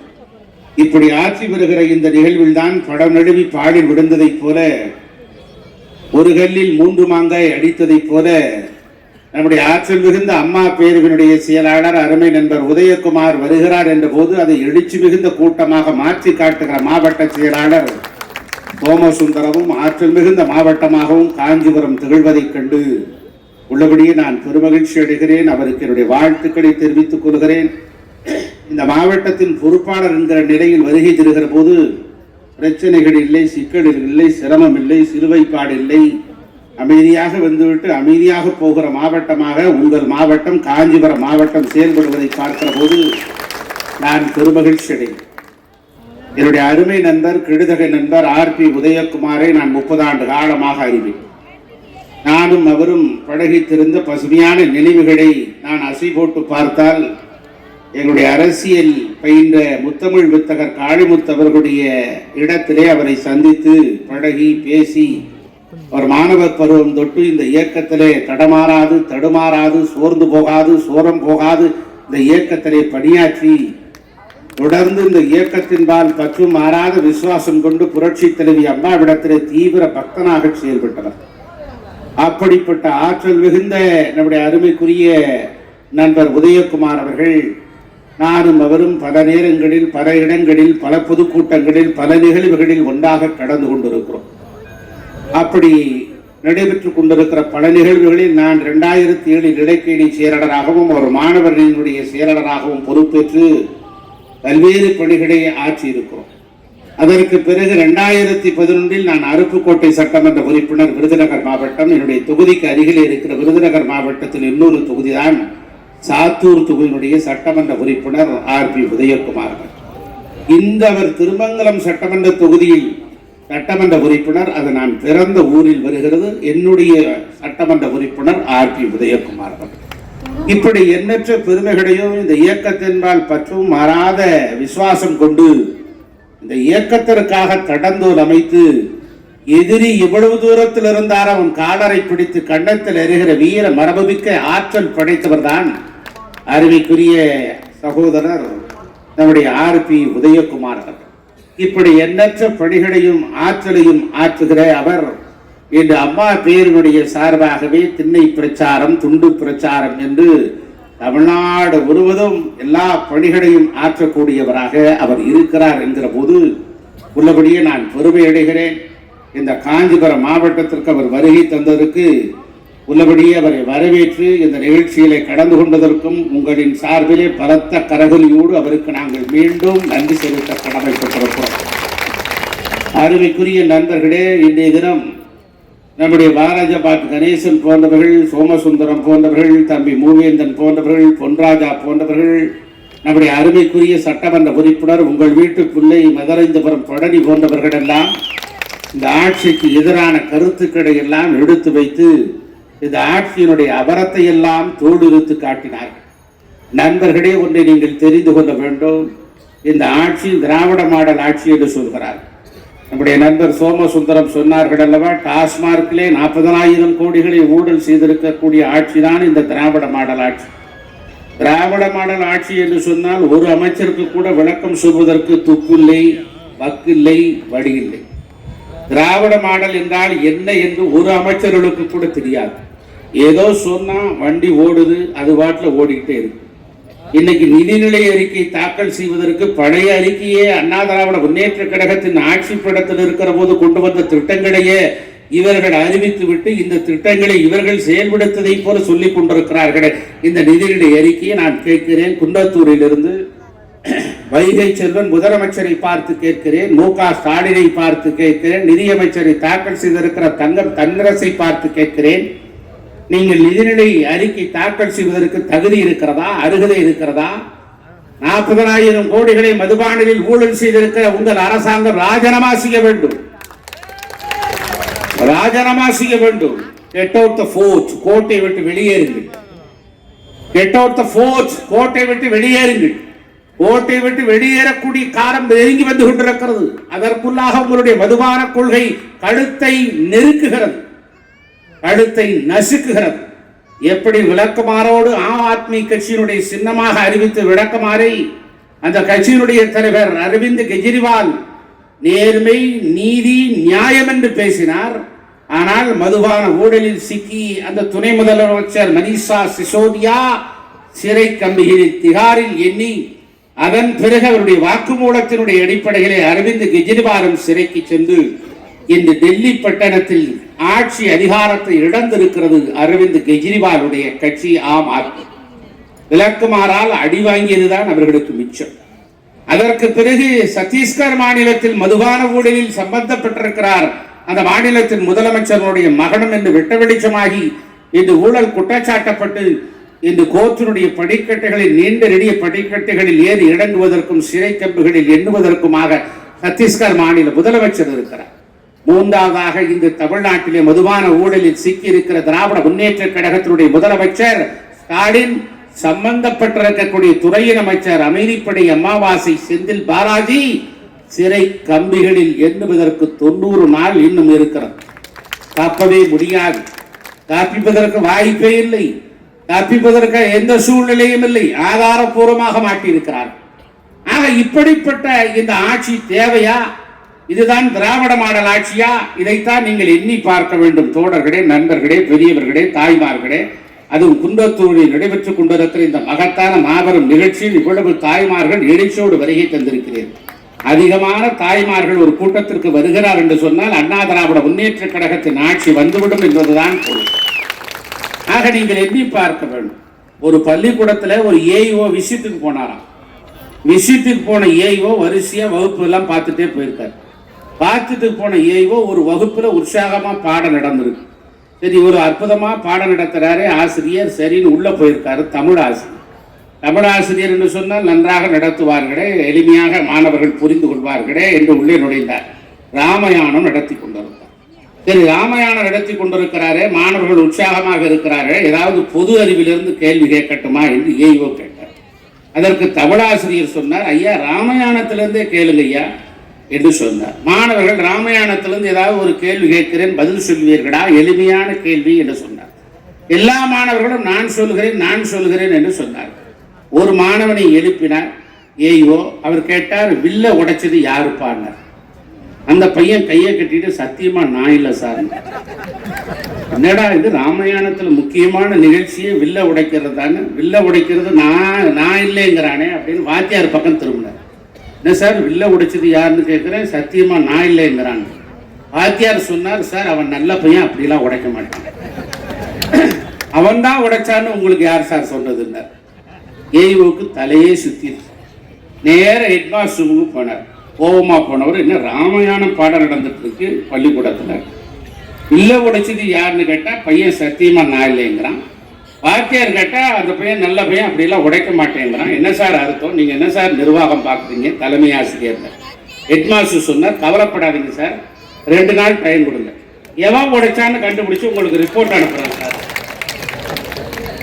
இந்த ஹெட்மாஸ்டர் இப்படி இருக்கானே அப்படின்னு சொல்லி நேர டிஓக்கு போனார். டிஓக்கு தெரியும் ஏஇஓ சின்சியரான ஏஇஓ, ரொம்ப அற்புதமான ஏஇஓ. அவர் கேட்டார், என்ன பிரச்சனை? அது ஒரு பள்ளிக்கூடத்துக்கு விஷயத்துக்கு போனேன், ராமாயணம் நடத்திட்டு இருந்தான், ராமாயணம் நடந்துட்டு இருக்கே அப்படின்னு சொல்லி வில்ல உடைச்சது யாருன்னு கேட்டேன். பையன் இப்படி சொல்றான், வாத்தியார் இப்படி சொல்றான், ஹெட்மாஸ்டர் 2 நாள் டைம் கொடுங்க, எவன் உடைச்சான்னு ரிப்போர்ட் அனுப்புவேன்னு சொன்னாரு அப்படின்னு சொன்னேன். உடனே டிஓ கோவம் வந்துருச்சு, சும்மா அதை உடைச்சிட்டான் இதை உடைச்சிட்டான். இந்த காலத்துல வர்ற சாமான் எதையா ஸ்ட்ராங்கா இருக்கு. சின்ன பையன் 5வது படிக்கிறவன் கீழே தவறி உடைச்சிருப்பாங்க, உடைஞ்ச லிஸ்ட்ல எழுதிக்கியா அப்படின்னாரு. ரொம்ப தலையே சுத்திருச்சு. இந்த டிஓ இப்படி இருக்காரு, சத்தம் போடுறாரு நம்மளுன்னு வீட்டுக்கு வந்தார். வீட்டுக்கு வந்த உடனே வீட்டுக்கார அம்மா காப்பி போட்டு கொடுத்து, கணவன் கவலையோடு இருக்கானேன்னு சொல்லி, என்னங்க கவலையோடு இருக்கீங்க, உங்க முகத்துல ஏதோ கவலை ரேகை தெரிகிறதேன்னு சொன்னேன். உடனே ஆமா, இந்த மாதிரி ஒரு பள்ளிக்கூடத்துக்கு விசிட்டுக்கு போனேன், வில்ல உடைச்சது யாருன்னு கேட்டேன். பையன் இப்படி சொல்றான், வாத்தியார் இப்படி சொல்றான், ஹெட்மாஸ்டர் சொல்றான், அது கூட பரவாயில்லை, டிஓ என்னை சத்தம் போடுறாரு. இந்த காலத்துல இருக்கிற சாமான் எதியா ஸ்ட்ராங்கா இருக்கு, கீழே போட்டு உடைச்சிருப்பான், விடியா பெருசுபடுத்தாதான் இருக்க. உடனே அந்தம்மா, எனக்கு சாதாரண கேள்வி, இந்த கேள்விக்கு விடை தெரியாதா அப்படின்னு. யாருமா வில்ல உடைச்சு? அந்தம்மா சொல்லிச்சு, நம்ம கந்தசாமி முதலியார் தானே வில்ல உடைச்சு. கந்தசாமி முதலியார் எங்க வில்ல உடைச்சாரு? அப்பதான் அவளுக்கு வந்தது, அந்த ஊர்ல ராமாயண நாடகம் நடக்கும் போது ராமனா வேஷம் போடுறவர் நம்ம முதலியார். அதனால அந்த அம்மா என்ன நினைக்குது, ராமனா வேஷம் போட்டு வில்ல உடைச்சவர் கந்தசாமி முதலியார் தானே, அதனால அவர் தானே உடைச்சது, ராமன்னு சொல்ல தெரியும். அந்த மாதிரி திராவிட மாடல் ஆட்சினா என்ன, Dravida model, who is Dravida model, define of Dravidan model, tell me any minister of கேபினெட்னா ஒருத்தருக்கு தெரியாது. இது தாமோ அன்பரசன் பக்கத்து வீடா இருந்தா நமக்கு என்ன, அவர் என்ன மெத்த பிடித்த மேதாவியா, அண்ணாவிடத்தில் படிந்த ஒரு மிகப்பெரிய அறிவாளியா, எதுவுமே தெரியாது. அது மற்ற அமைச்சர்கள் யாருக்குமே தெரியாது. ஏதோ வண்டி ஓடிட்டு இருக்கு, ஊழல்ல வாங்கி பெருச்சாலி மாதிரி வயிறு பெருத்து போய் கிடக்கான். ஒரு கவிஞன்னா எழுதினான், பிரசவத்தில் எல்லாம் தலைதான் முதல் வருமென தாய்மார்கள் சொல்லுவார்கள். பிரசவத்தில் எல்லாம் தலைதான் முதல் வருமென தாய்மார்கள் சொல்லுவார்கள். ஆனால் திமுக ஆட்சியில் இனிமேல் கைதானில் முதல் வரும், காசு தந்தால் மிச்சம் வரும். திமுக ஆட்சியில இனிமேல் கைதான் முதலில் வரும், காசு தந்தால் மிச்சம் வரும். இப்படிப்பட்ட ஆட்சியில் இருக்கிற தாமோ அன்பரசனுக்கு திராவிட மாடல்லாம் என்னன்னு சொல்ல தெரியும்? எதுவுமே தெரியும். நான் தான் புல்லாரெட்டி அவென்யூ அமைந்த கரையில போற ஒரு 10 நாட்களுக்கு முன்பு ஒரு கூட்டத்தில் பேசினேன். சொன்னேன், ஒரு வீட்டில் 80வது நம்பர் வீடு, 80வது நம்பர் வீடுல 3 ஃப்ளோர் இருக்கு. கீழே தரைத்தளம், முதல் மாடி, 2வது மாடி. முதல் மாடியில அப்பா அம்மா இருக்காங்க, தரைத்தளத்துல முதல் மாடியில அண்ணன் இருக்கா, 2 பிள்ளைங்க, 2வது மாடியில தம்பி, ஒரு பையன். சரி, 3 வீட்லயும் 3 மீட்டர் கனெக்ஷன் இருக்கு. ஈபியில என்ன சொல்றான், ஒரு வீடு உனக்கு, ஒரு வீடு தானே, ஒரு நம்பர் 80வது நம்பர் தானே, 3 கனெக்ஷன் வைக்காத, 3 மீட்டர் கிடையாது, ஒரே மீட்டர் தான், அந்த 1 மீட்டர் ஆதாரோட கனெக்ட் பண்ணுங்க. நான் தான் கேட்டேன், என்னையா நாங்கெல்லாம் அமைச்சராக இருக்க போது, முதலமைச்சராக இருந்த புரட்சி தலைவி அம்மா அவர்கள் சொல்லுவார்கள், இப்படியெல்லாம் சாதாரண அடிப்படை மக்கள் கேட்டால் இந்த இபி கனெக்ஷன்லாம் கொடுத்துருங்க, மீட்டர்லாம் கொடுத்துருங்கன்னு சொல்லுவாங்க. இப்போ 3 பேர் தனித்தனி குடும்பமா இருக்கான், நீ ஒரே கனெக்ஷனை மாத்துங்கிறிய, இது அநியாயம் இல்லையா, அட்டூழியம் இல்லையா? முதலமைச்சர் அவர்களே, ஸ்டாலின் அவர்களே, இதெல்லாம் நீங்க பார்க்க மாட்டீங்களா? நாட்டில் என்ன நடக்குதுன்னு உங்களுக்கு தெரியாதா? உங்க அப்பா எல்லாம் 3 கனெக்ஷன் வச்சிருந்தாரு, நாங்க கேட்டோமான்னு கேட்டோம். நீ எதை நினைச்சு கைட்டுன்னு தெரியாது. நான் சொன்னது இபி கனெக்ஷன், அவங்க சொல்ல எனக்கு தெரியுங்க, அதெல்லாம் நீங்க. ஆக ஒன்று இதை நினைத்து பார்க்க வேண்டும். இந்த ஆட்சியினுடைய அபலம், இந்த ஆட்சியினுடைய லட்சணம். இன்னொன்றை மாத்திரம் நான் சொல்லி என்னுடைய உரையை நிறைவு செய்யலாம் என்று ஆசைப்படுகிறேன். அந்த காலத்தில் மன்னர் ஆட்சி இருக்கிற போது அந்த ஊர்ல பெரிய செட்டியார் குடும்பம். அந்த செட்டியார் குடும்பத்துல வசதியானவங்க அந்த ஊர்ல ஒரு திருடன் இருந்தான். அவன் சொன்னான் மனைவி கிட்ட, செட்டியார் வீட்டில் திருடிட்டா ஆட்சி போட்டிருக்க அட்டிகையும் ஒட்டியானமும் அதுவே 200 பவுன் சேரும், வைர கம்மலும், கோட்டை கொத்தளத்தின் கொடிமரத்தின் மேலே அதிமுகவின் கொடி பட்டடி வீசி பிறந்து முதலமைச்சராக அரவை எண்ண எடப்பாடியார் பதவி ஏற்பார். அப்படிப்பட்ட நல்லாட்சி அமைவதற்கு நீங்கள் துணையாக இருக்க வேண்டும், தூணாக இருக்க வேண்டும், வித்தாக இருக்க வேண்டும், விதையாக இருக்க வேண்டும், உரமாக இருக்க வேண்டும். நன்றி, வணக்கம். நிலைப்படுவது சாதாரண நிகழ்ச்சி அல்ல. செயலாளர் புரட்சிதமான எடப்பாடியார் வருகின்ற தேர்தலை வெற்றி பெற்று செஞ்சாஞ்சி பள்ளியை முதலமைச்சர் வருவதற்கான இந்த கூட்டம், பெயர் சார்பு நடத்துகின்ற இந்த பெண்ணை பிரச்சார கூட்டம், குண்டு பிரச்சார கூட்டம், இந்த கூட்டத்தில் கலந்து கொண்ட அனைத்து நல்லவங்களும் வரவேற்று சிறப்பாக நாங்கள் கூப்பிட்ட குரலுக்கு ஒரே நின்று என்னோடு பணியாற்றி கொண்டிருக்கின்ற எங்கள் இயக்கத்தினுடைய பொறுப்பாளர்கள், நாங்கள் நேற்று தான் சொன்னோம், இன்றைக்கு நம்முடைய மாநில செயலர் வருகிறார்கள், பேரை சார்பாக துண்டு பிரசம் மற்றும் திண்ணை பிரச்சாரம் நடக்கிறது, எல்லாம் வரவுன்னு சொன்னோம். இன்றைக்கு அளப்பெரிய மக்கள் கூட்டம் வரை தந்து இதோடு சிறப்பாக பணியாற்றி வரை தந்துள்ளார்கள். நான் ஒன்று சொல்ல கடமைப்படுகின்றேன். ஏன் சொன்னால், இந்த பகுதிக்கு, இந்த குன்றத்து ஊராட்சி ஸ்ரீபுரம் சட்டம் பகுதிக்கு நான் தாலுகா ஆஃபீஸ் கேட்பேன். சட்டமன்றத்தை கேட்கின்ற போதெல்லாம் எங்களுடைய வரவேற்கிற அமைச்சர் அவர்கள் நான் கேட்கின்ற கேள்வியெல்லாம் பதில் சொல்வார்கள்.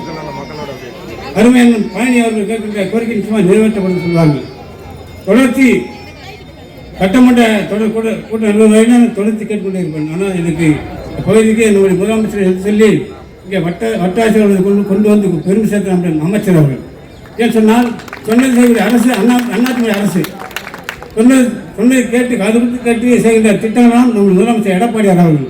நான் அண்ணன் முதலமைச்சரை கேட்டேன், இந்த பகுதிக்கு பருவமழை காலங்களில் இந்த பகுதிக்கு குற்றத்திலிருந்து செங்கல்தூர் பக்கம் போவதற்கு, மழைக்காலத்தில் போவதற்கு வழி இல்லை, ரோடு தடப்புகிறது, மக்கள் பாதிக்கிறார்கள் என்று ஒரு பாலம் அமைத்தார்கள் கேட்டேன்.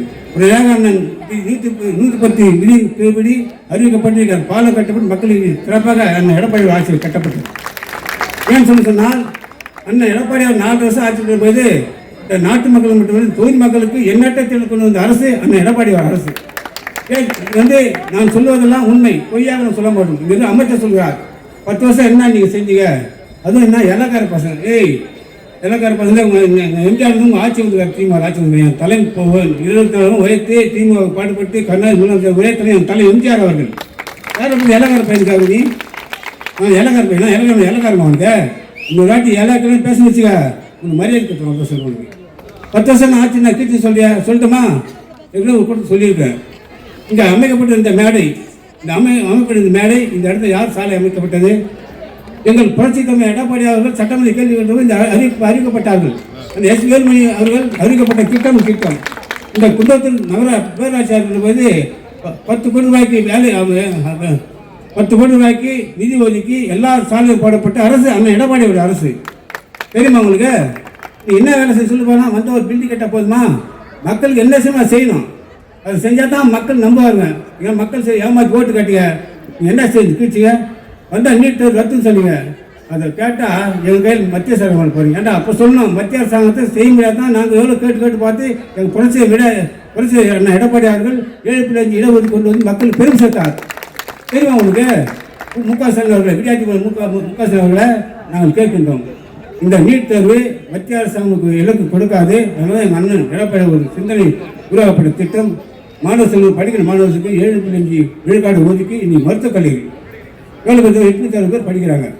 மாற்றி என்ன கேள்வி சொல்லுவாங்கன்னா 11 மருத்துவர்கள் கொண்டு சாதனை பண்ண தலைவர் எங்கள் அண்ணன் எடப்பாடி ஆகிறார்.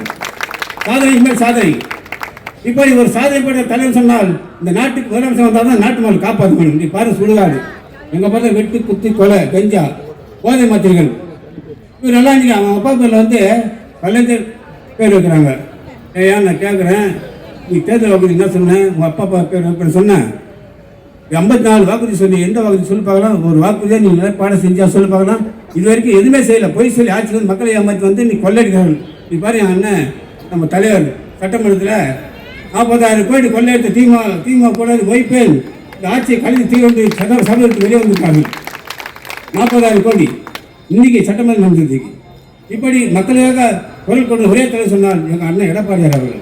அவர் எந்த தலைவரும் தமிழக யாரும் கேட்க முடியாது. காங்கிரஸ் கேட்க முடியாது, கம்யூனிஸ்ட் கேட்க முடியாது, அந்த திருமாவளவனும் கேட்க முடியாது. ஏன்னா அந்த கூட்டணியில் இருக்கிற அத்தனை தலைவரும் அவர் லஞ்சம் வராது, பணம் பெட்டி விட பணம் வராது, அது கேட்க மாட்டாங்க. ஆனால் எங்கள் தலைவர் எடப்பாடியார் அவர்கள் நீ சட்டமன்றத்தில் நீங்கள் மிகப்பெரிய அங்கே பேசி மக்களுக்கு எடுத்து சொல்லி இன்னைக்கு பேசினார்கள்.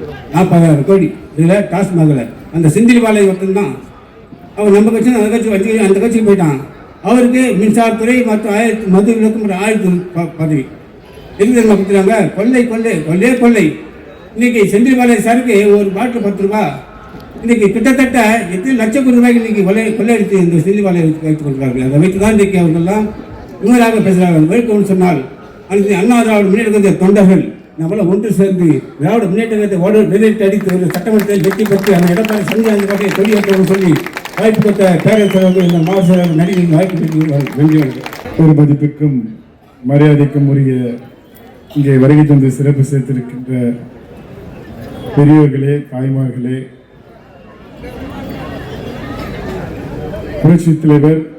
புரட்சி தலைவி அம்மா அவர்களின் ஆசியோடு இன்றைக்கு கழகத்தை வழிநடத்திக் கொண்டிருக்கின்ற கழகத்தின் பொதுச் செயலாளர், வருங்கால முதலமைச்சர், எதிர்க்கட்சி தலைவர் அண்ணன் எடப்பாடியார் அவர்களின் ஆணைக்கிணங்க இங்கே காஞ்சிபுரம் அம்மா பேரவை சார்பிலே இங்கே துண்டு பிரச்சாரம் நடைபெறும் நிகழ்ச்சி இங்கே நடைபெற்றுக் கொண்டிருக்கின்றது. இந்த நிகழ்ச்சிக்கு இங்கே வருகை தந்து எடப்பாடியார் அவர்களின் தனக்கு பின்பும் வாரிசு இல்லாமல் இந்த இயக்கத்தினை கட்டி காத்தார்கள். புரட்சி தலைவரின் வாரிசுகளாக இங்கு இருக்கின்ற கழக நிர்வாகிகளே வாரிசுகளாக இருந்தார்கள். அதே போன்று புரட்சி தலைவி அம்மா அவர்கள் இன்றைக்கு வாரிசுகள் இல்லை என்றாலும் இங்கிருக்கின்ற கழக நிர்வாகிகள் தான் வாரிசாக ஏற்று இன்றைக்கு செயல்பட்டார்கள். அதே போன்று இன்றைக்கு நம்மை கட்டி காத்துக் கொண்டிருக்கின்ற கழக பொதுச் செயலாளர் அண்ணன் அவர்கள் வாரிசு இருந்தும் இன்றைக்கு அரசியலிலே அனைத்து இந்திய அண்ணா திராவிட முன்னேற்ற கழகம் என்றைக்கும் வாரிசு அரசியல் செய்யாத ஒரு இயக்கம் என்பதை நிரூபிக்கின்ற வகையிலே இன்றைக்கு அண்ணன் அவர்கள் இன்றைக்கு நம்முடைய கழக நிர்வாகிகள் ஒவ்வொருவரும் தன் வாரிசாக நினைத்து இன்றைக்கு செயல்பட்டுக் கொண்டிருக்கின்றார்கள்.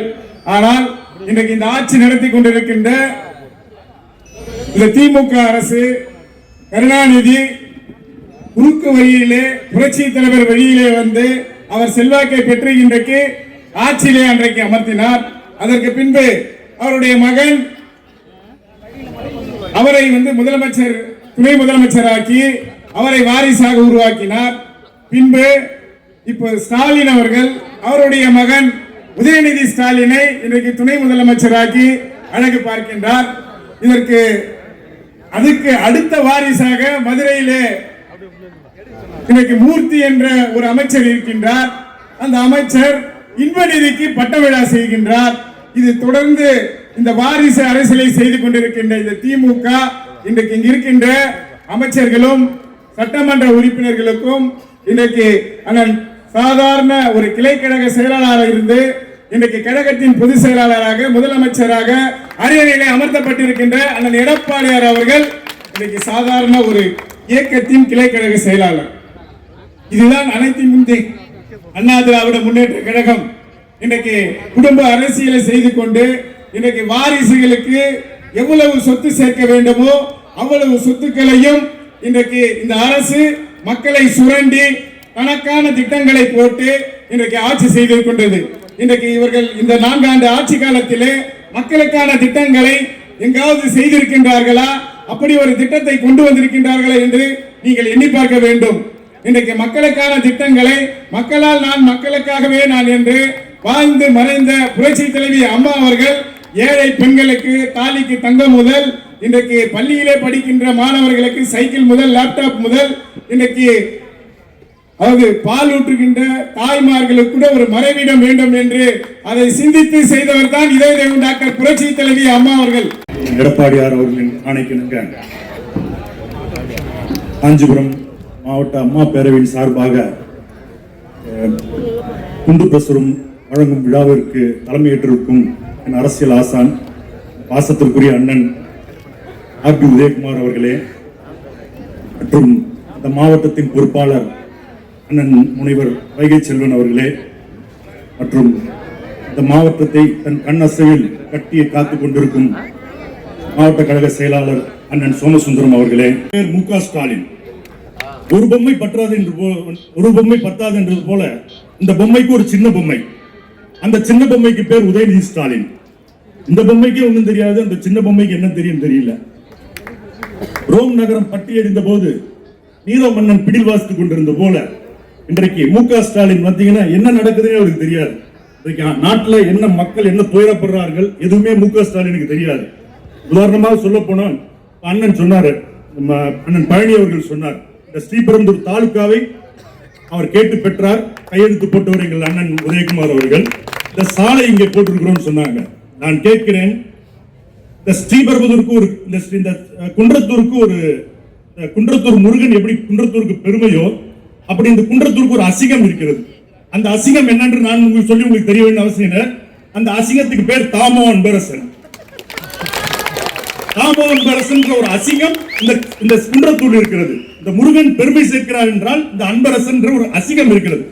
இங்க சொல்லுங்க பாப்போம், ஒரு அமைச்சர் வீடு இருக்கிற இடமா இது? ஒரு அமைச்சர் வீடு இருக்கிற இடமா?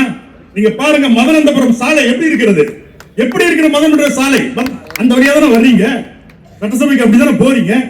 என்ன கிழிச்சிருக்கிறார் இந்த அன்பரசன்? இந்த குன்றத்தூருக்கு என்ன கிழிச்சிருக்கிறார்?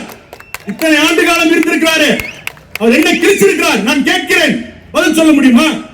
சில நாட்களுக்கு முன் எங்கள் அண்ணன் எடப்பாடியார் அவர்கள் கேட்டிருந்தார், நேருக்கு நேர் விவாதம் செய்ய வருவீர்களா என்று கேட்டார்.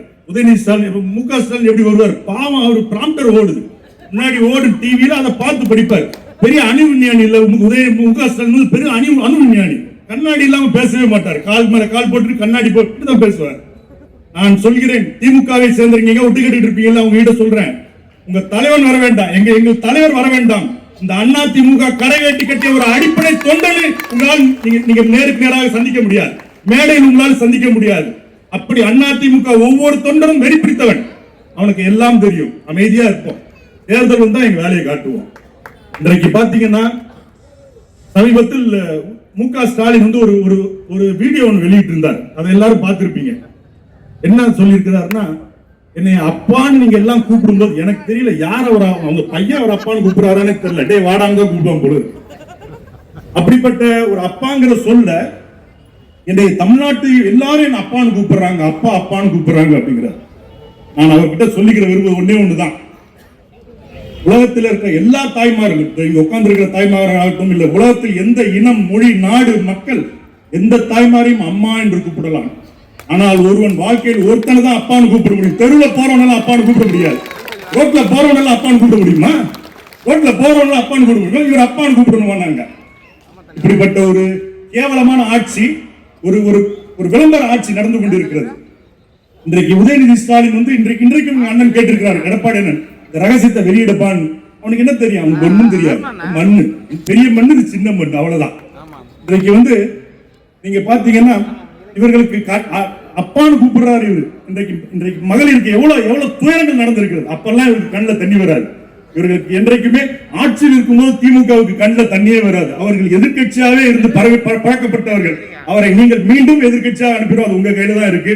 நிறைவாக இந்த மகத்தான ஒரு வாய்ப்பை, இந்த ஒரு சிறந்த ஒரு வாய்ப்பை எனக்கு வழங்கிய இந்த மாவட்டத்தை சேர்ந்த அனைத்து நிர்வாகிகளுக்கும் என் வணக்கத்தை தெரிந்து நன்றி.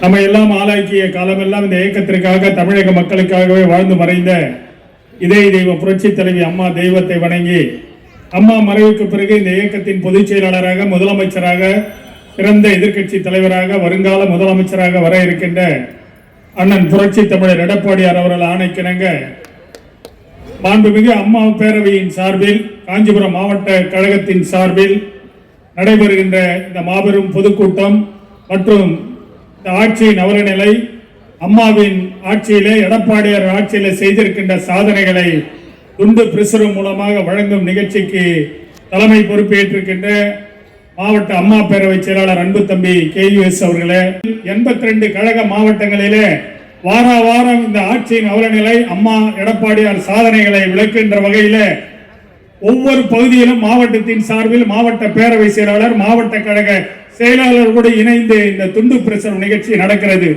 நம்முடைய இயக்கத்திலே கழகம், பேரவை இணைந்து செயல்படுகின்ற 20க்கும் மேற்பட்ட அணிகள், சார்பு அணிகள் இருந்தாலும் நம்முடைய அண்ணன் புரட்சி செய்கின்ற அண்ணன் RB அவர்கள் தொடர்ச்சியாக இந்த நிகழ்ச்சியில இது போன்ற நிகழ்ச்சியை நடத்தி கழகத்திற்கு ஆக்கமும் செய்கின்றார். எனக்கு முன்பு மாவட்ட செயலாளர் பேச இருக்கிறார், அடுத்தது இருவரும் தலைவர்கள் பேசி விடிய பேசினாலும் அவ்வளவு அற்புதமான கருத்துக்களை பேச இருக்கின்றார்கள். வாய்ப்புக்கு நன்றி. நிறுவன தலைவர் பொன்மனச்செம்மல் டாக்டர் புரட்சி தலைவர் MGR அவர்களையும், மனித நேயமிக்க தலைவி, மக்களால் நான், மக்களுக்காகவே நான் என்று வாழ்ந்த மனித புனிதவதி பொன்மன தலைவி டாக்டர் புரட்சி தலைவி அம்மா தெய்வத்தை நன்றியோடு வணங்கி, கழகத்தினுடைய பொதுச் செயலாளர், எதிர்க்கட்சியினுடைய தலைவர், முன்னாள் முதலமைச்சர்,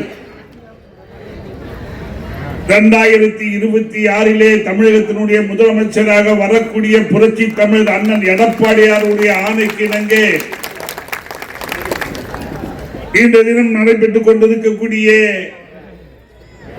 இந்த அற்புதமான நிகழ்ச்சியினை தலைமை ஏற்று நடத்தி கொண்டிருக்கக்கூடிய மாவட்ட அம்மா பேரவையினுடைய செயலாளர்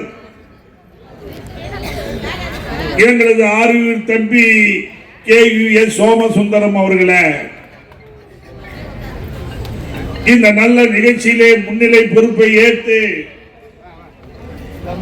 துண்டு பிரசுரம் கொடுக்கக்கூடிய நிகழ்ச்சியாக இருந்தாலும் கூட இங்க இருக்கக்கூடிய மக்களினுடைய கவனத்திற்கு இந்த ஆட்சியிலே செய்திருக்கக்கூடிய தில்லு முள்ளுகளை எல்லாம் எடுத்து சொல்ல வேண்டும். புரட்சி தலைவி அம்மாவுடைய ஆட்சி காலத்திலேயும் புரட்சி தமிழர் அண்ணன் எடப்பாடியாருடைய ஆட்சி காலத்திலேயும் செய்திருக்கக்கூடிய சாதனைகளையும் திட்டங்களையும் மக்களுக்கு எடுத்து சொல்ல வேண்டும். ஆகவே இது ஒரு சின்ன பொதுக்கூட்டமாக நடத்தி துண்டு பிரசாரம் வழங்கக்கூடிய ஒரு நிகழ்ச்சியாக உருவாக்க வேண்டும் என்று சொல்லி உருவாக்கி தந்திருக்கக்கூடிய இந்த தொகுதியினுடைய முன்னாள் சட்டப்பேரவை உறுப்பினர் ஒன்றிய கழகத்தினுடைய செயலாளர் அருமை சகோதரர் மதானந்தபுரம் பழனி அவர்களே, கழகத்தினுடைய அம்மா பேரவையினுடைய செயலாளரும் சட்டமன்ற எதிர்கட்சியினுடைய துணைத் தலைவர் முன்னாள் அமைச்சர் மதுரை புறநகர் மாவட்ட கழகத்தினுடைய செயலாளர் எங்களது போற்றுதலுக்கும் மரியாதைக்கும் உரிய அருமை அண்ணன் RB உதயகுமார் அவர்களே, நிகழ்விலே பங்கேற்று சிறப்பித்துக் கொண்டிருக்கக்கூடிய இந்த மாவட்டத்தினுடைய பொறுப்பாளரும் முன்னாள் அமைச்சரும் கழக இலக்கிய அணியினுடைய செயலாளரும் கழக செய்தி தொடர்பு செயலாளரும் சொல்லின் செல்வர் என்று அழைக்கப்படக்கூடிய கலைமாமணி என்ற பட்டத்தை பெற்றிருக்கக்கூடிய எங்களது முனைவர் அண்ணன் வைகை செல்வன் அவர்களே,